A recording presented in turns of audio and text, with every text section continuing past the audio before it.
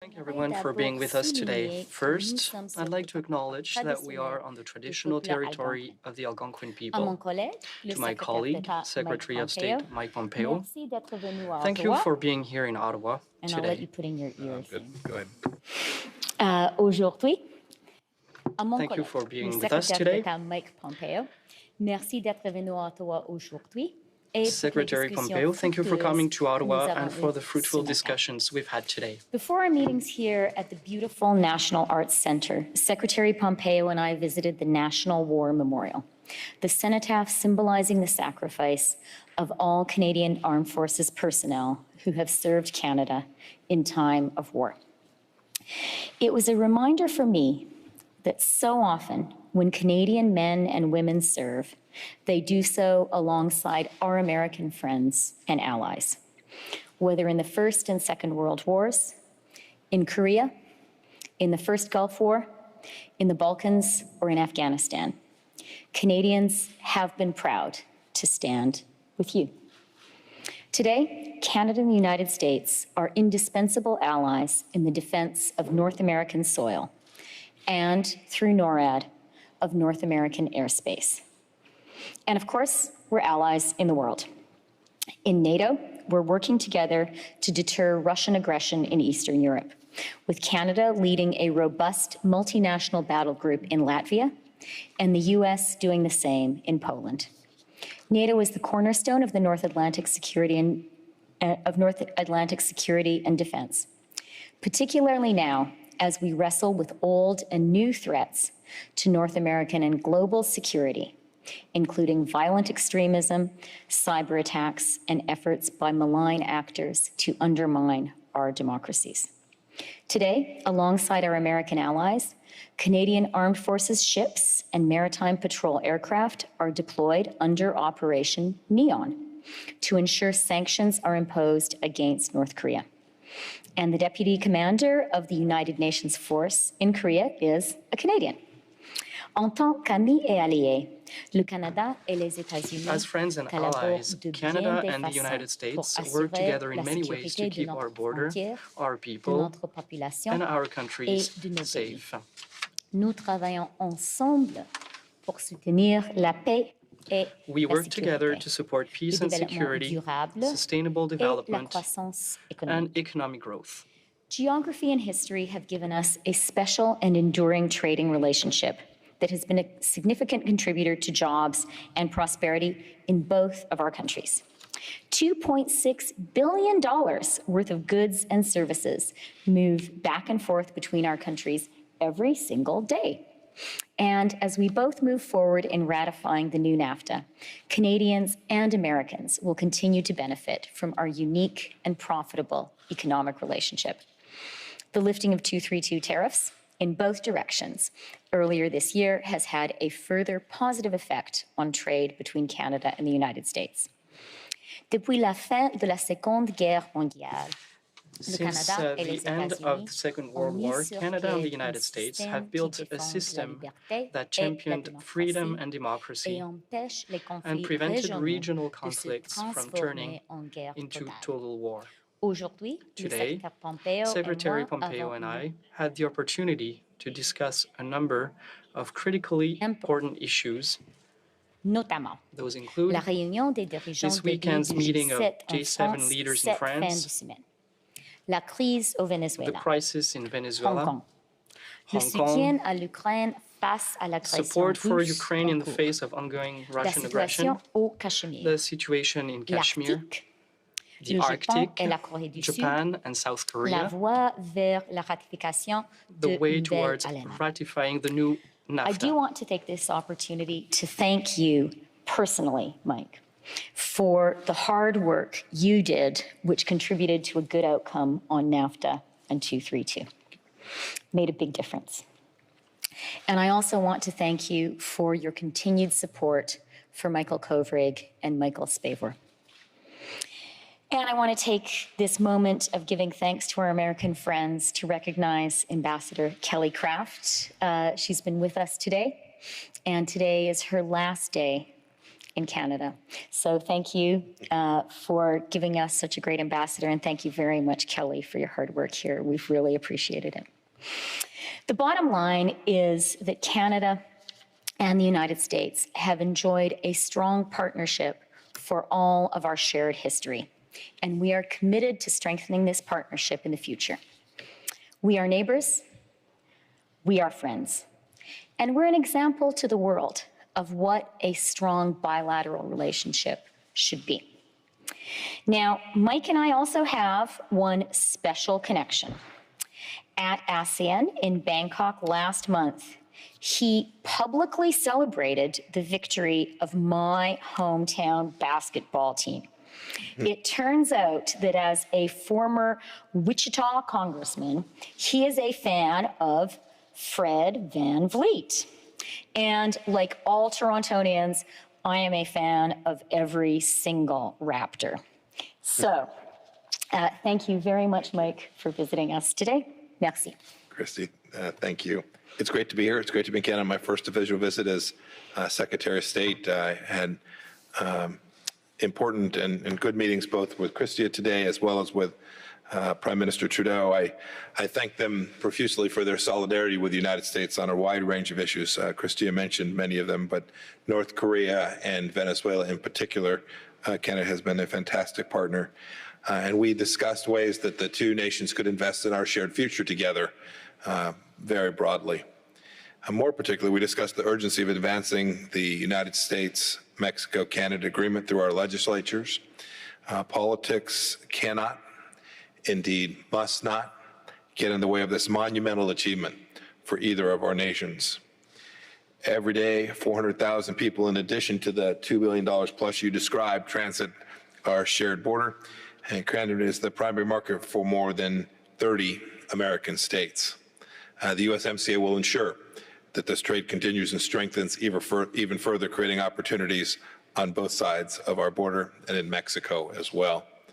And if we've gotten the ball this far, we can get over the line together too. We have much to gain when we succeed and a great deal to lose should we fail. Our security partnership is just as strong as our economic partnership. Last year, we celebrated the 60th anniversary of NORAD. Canada has also been an unwavering supporter of our pressure campaign and our subsequent diplomacy with North Korea. And with respect to Venezuela, which I mentioned briefly earlier, both of our nations have helped galvanize the support of over 53 other countries for the Venezuelan people to take back their country. As I discussed with Prime Minister Trudeau, as well as with Foreign Minister Freeland, the United States stands with Canada in the face of China's arbitrary and unacceptable detention of Canadian citizens. We're grateful, too, that Canada followed the rule of law and obtained and detained Huawei executive. Even as we stand shoulder to shoulder on these many areas of common ground, we can do more, and I know that we will. In Eastern Europe, we must continue to stand with our NATO allies in the face of ongoing Russian aggression. That's why we also discussed today the importance of Canada meeting its commitment, its Wales pledge of 2% of GDP on national defense. It can set a powerful example for all of our European partners in our collective defense. I also stress the importance of Canadian efforts in defense of the Arctic. Your expansive Arctic territory is the back door to the continent, and the Arctic's strategic importance, including its vast resources and shipping lanes, are of increasing interest to the entire world, especially to China and to Russia. The Trump administration is eager to work with Canada to increase our shared defense in the region. In closing, when it comes to the economic and security relationship between the United States and Canada, the only thing outweighing our accomplishments is our potential. We can seize this potential in our very time, and today's meetings were a positive step towards doing so. Thank you, Christy.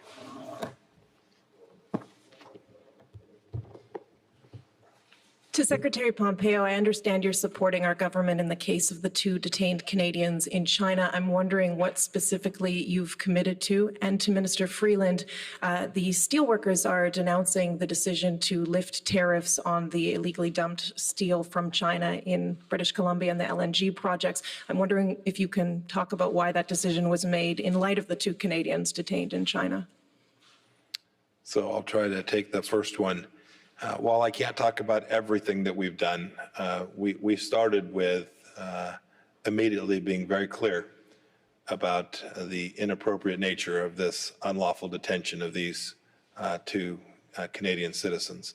We spoke about it early, and we speak about it a great deal.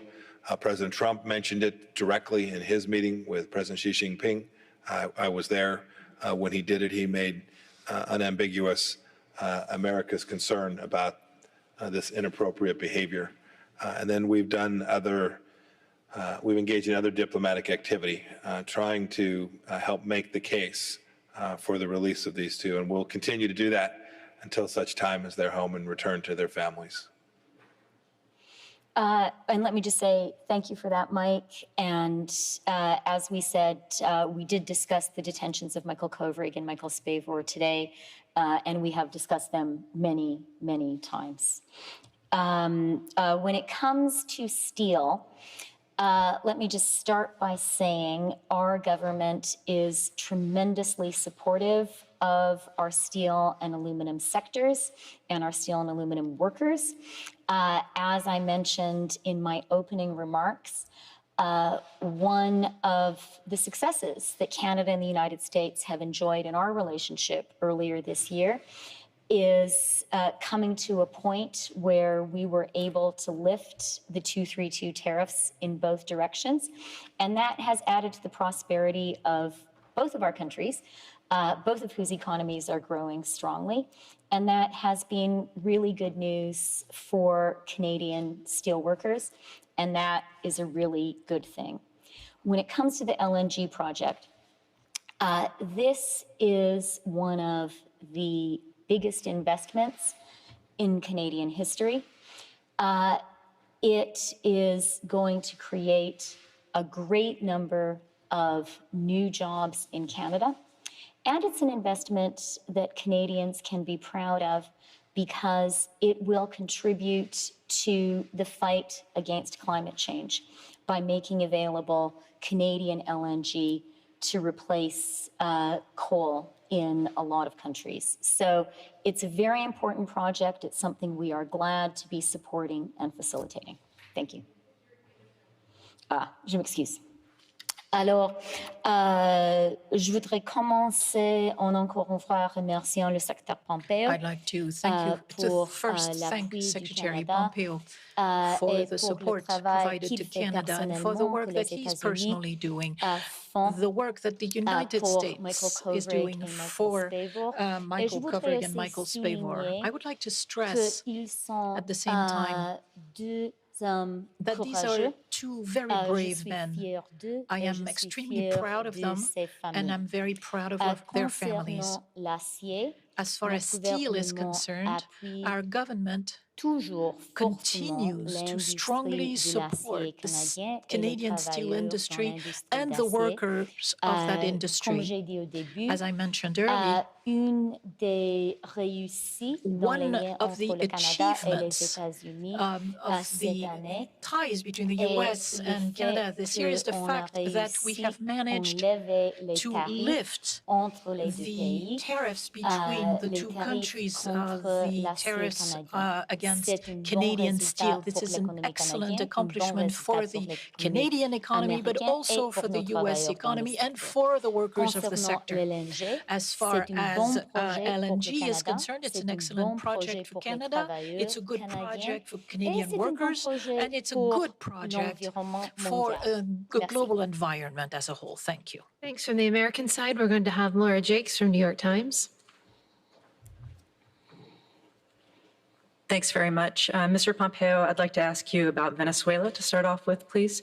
Do the recent talks between the Trump administration and members of Mr. Maduro's regime signal any kind of shift in U.S. policy towards Venezuela, and especially given the lack of movement in the government there in the last 8 months? Would the United States recognize as legitimate an election with Mr. Maduro on the ballot? And Ms. Freeland, if you'd like to respond to any of that about Venezuela, I'd be happy, especially if you could comment on whether your government is thinking still about freezing all Venezuelan assets in Canada, as the United States has done. And Ms. Freeland, you talked a little bit about the Canadian citizens who are detained in China. I'm wondering if you've asked the United States to drop its extradition demand of Ms. Meng to help secure their release. Thank you.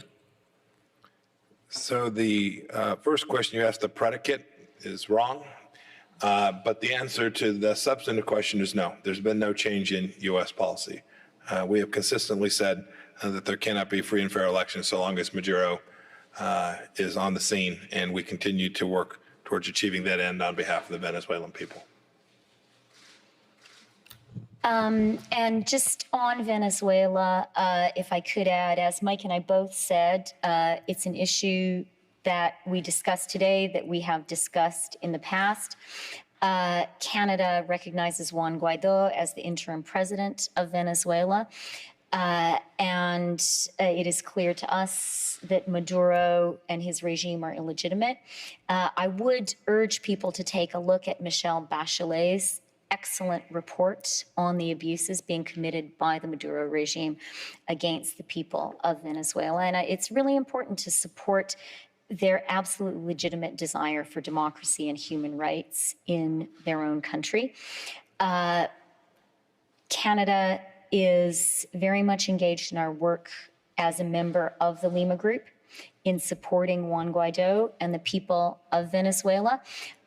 We have very strong sanctions in place against the Maduro regime.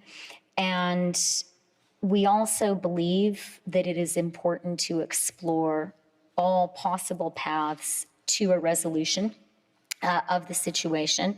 With that in mind, I'll be traveling next week to Cuba for a bilateral meeting with the Cuban foreign minister. Canada has a long-standing and good relationship with Cuba. We work with Cuba on many levels, and one of the issues that we have been discussing with Cuba is Venezuela. As I said, we have a strong set of sanctions in place. We are constantly considering ways that our sanction regime should be updated. And actually, that's an area where we've worked very closely with the United States in using Magnitsky sanctions all over the world, very much including Venezuela. Oh, I'm sorry. So when it comes to the cases of Michael Spavor and Michael Kovrig, as I said, we thank the U.S. for its support. And I think it's worth pointing out, maybe especially to our American visitors, that a great number of Canada's allies around the world have spoken out against these arbitrary detentions. And we thank all of those allies as well. Just last week, Heiko Maas, the German foreign minister, was in Canada on a bilateral visit, and he reiterated Germany's support and also was very clear publicly that Germany does raise this issue in its meetings with China.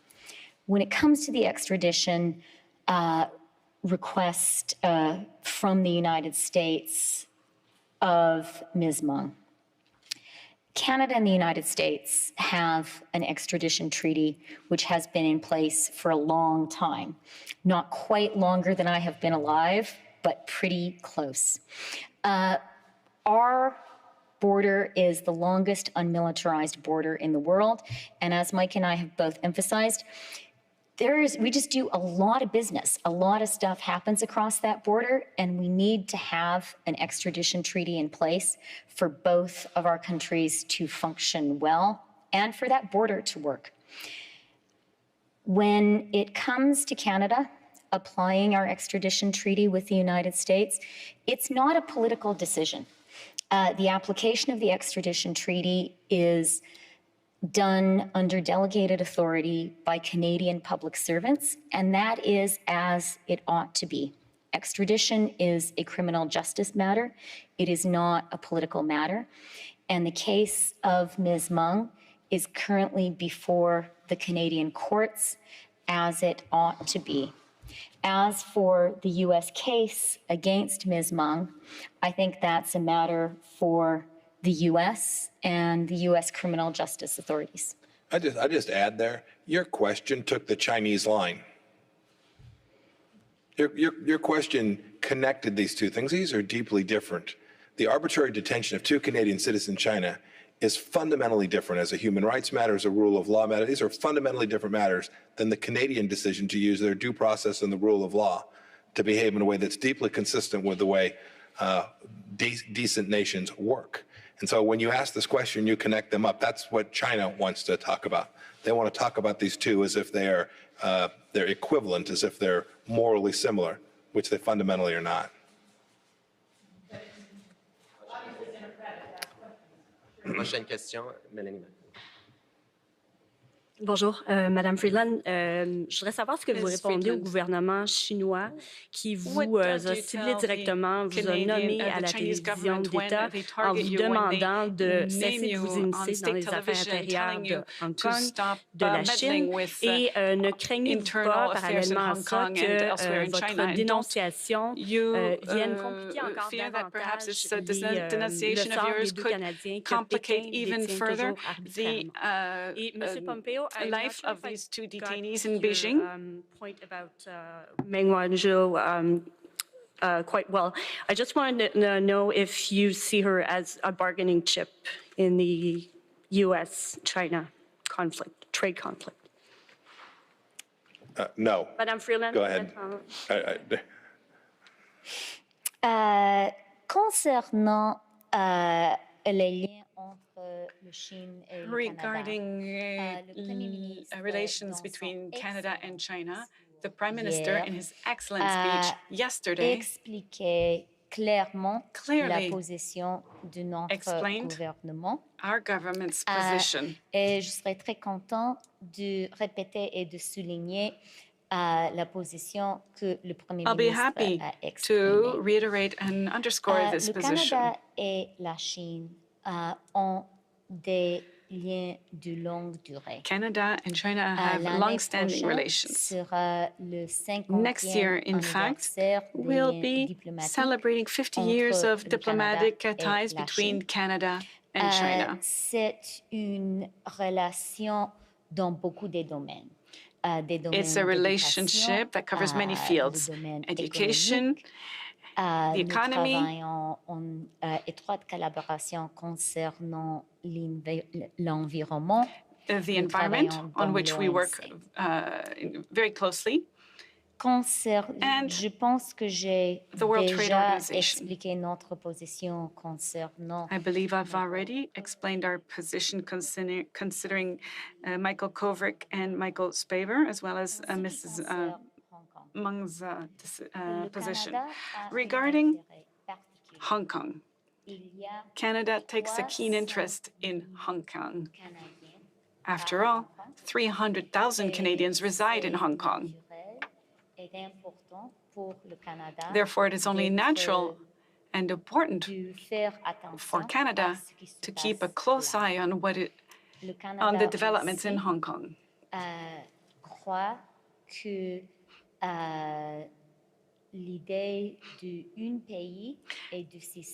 Canada also believes that the idea of one country, one system is important for Hong Kong and for China. But so is the guarantee of a peaceful assembly for the people of Hong Kong. This is what Canada has said, and this is what our Prime Minister said yesterday.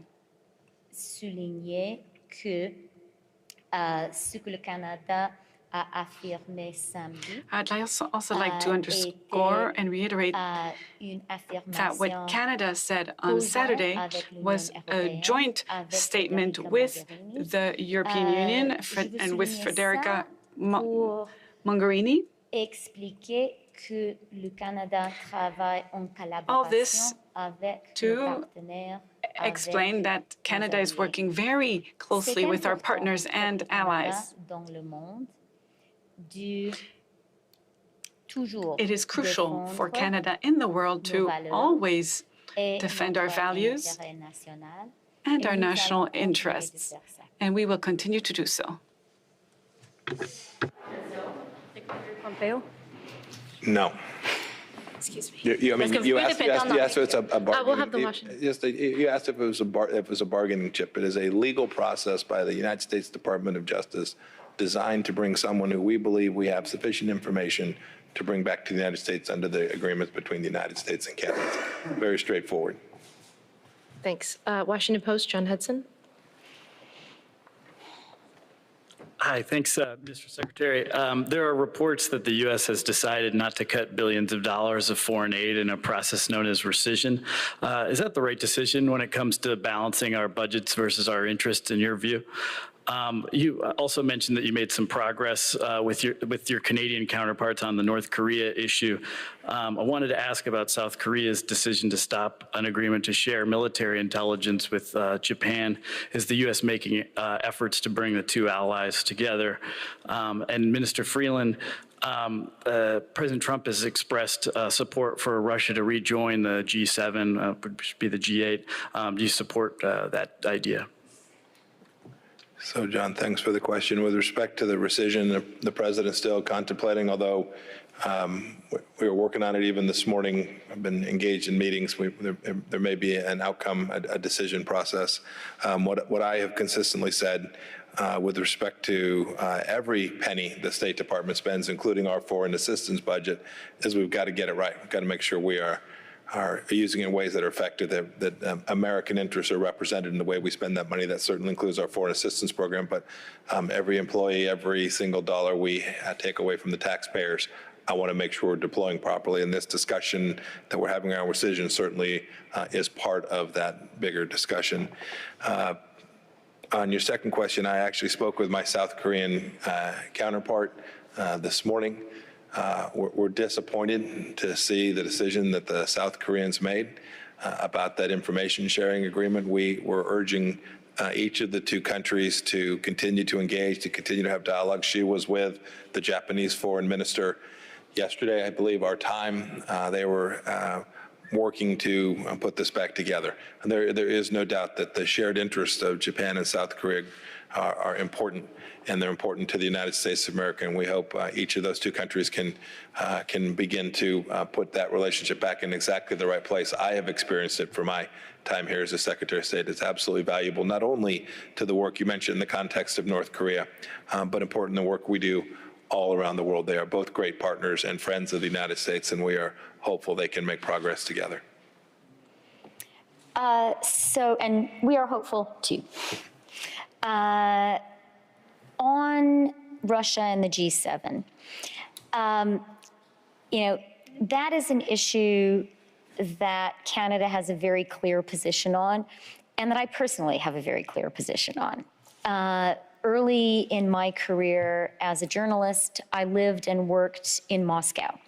At a time when Russia was building a democracy and a market economy. And it was entirely appropriate as part of that process to admit Russia to the G7. That was the G7 community of nations extending a hand to a democratizing, reforming Russia and saying, the doors are open to you to join this important, I would say, essential group of like-minded nations.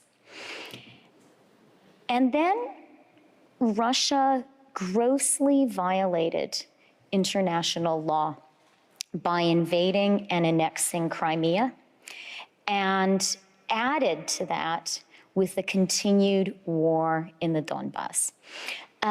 This was an incredibly serious step. It is the first annexation of territory of a European country by another European country since the Second World War. And when you think about the carnage of the Second World War, and we referred today to the work our countries did after the Second World War to build a rules-based international order to make sure that couldn't happen again. Russia's violation of international law in invading Crimea and annexing it, in continuing to support war in the Donbass, is something we cannot allow to stand. And that is why Russia was expelled from the G7, because of that action. So I think all of us would be delighted to welcome a Russia which sought again to be a member in good standing of our like-minded group of countries. a group of countries committed to the rule of law, a group of countries committed to democracy. And the way for Russia to show that it wants to do that is to leave Crimea and to end the war in the Donbass. It's very simple.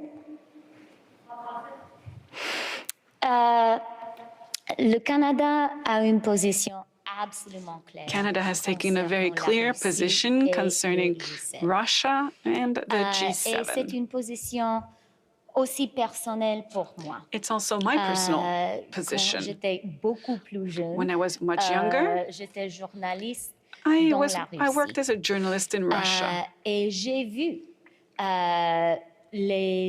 les efforts très sérieux I personally saw very serious efforts in Russia to build a democracy and to build a market economy.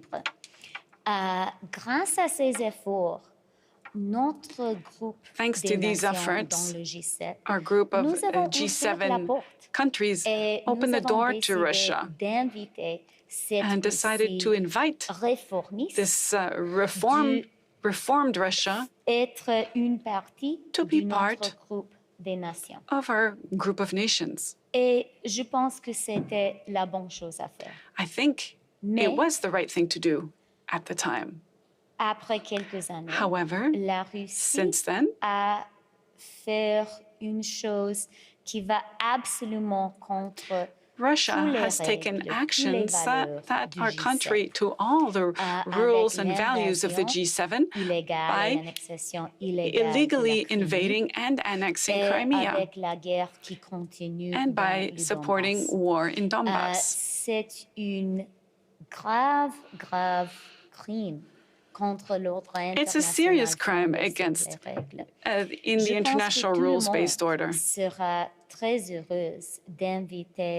I believe everyone will be more than happy to invite Russia to become once again a full member of the G7 after G7 leaves Crimea and after it leaves the Donbass. It's that simple. Okay, I think that's it. Thank you very much, everyone. And thank you very much, American friends, for visiting. Thank you. We have been listening to a press conference in Ottawa, the National Arts Centre. Secretary of State for the U.S., Mike Pompeo, first official visit to the country in his role as Secretary of State.